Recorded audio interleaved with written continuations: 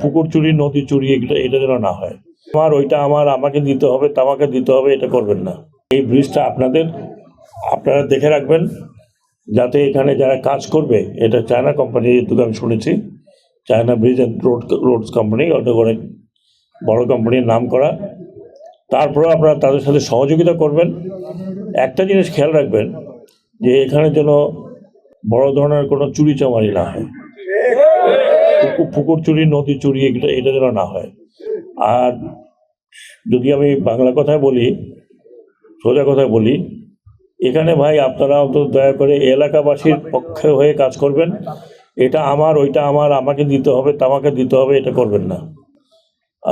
আমরা হয়তো থাকবো না, যারা নতুন সরকার আসবে, যারা এখানে আসবে, তাদের উদ্দেশ্য বলছি যে আপনারা এটা জনগণের আমানত মনে করে কাজটা করাবেন।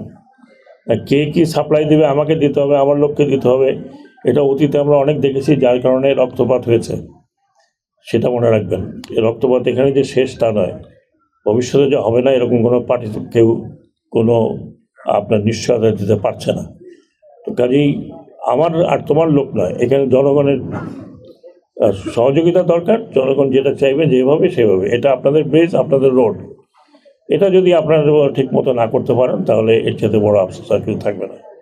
কাজে এখানে যারা নেতৃত্ব দেবেন তাদেরকেও চিন্তা করা উচিত, তাদেরকেও জনগণকে আশ্বস্ত করা উচিত যে তাদের নেতৃত্বে এই ব্রিজটি এবং এই রোডটি চমৎকারভাবে এবং সলিড কাজের মাধ্যমে এটা তৈরি হবে। আপনারা যদি ঠিকাদারকে ফাঁকি দিতে বলেন, সেও ফাঁকি দেবে, তার কিছু আসে যায় না, কিন্তু আপনাদের আসে যায়। এটা এই এলাকার লোক, আর জীবনে হবে না। আমরা জানি না আমরা বেঁচে থাকতে এই ব্রিজের উদ্বোধন দেখবো কিনা। না দেখলেও বলে গেলাম আজকে যে অন্তত ব্রিজটা এবং রাস্তাটা যাতে একটা উদাহরণ মতো হয়ে থাকে, সেটা আপনারা নিশ্চিত করবেন, সেটা জনগণের হাতে।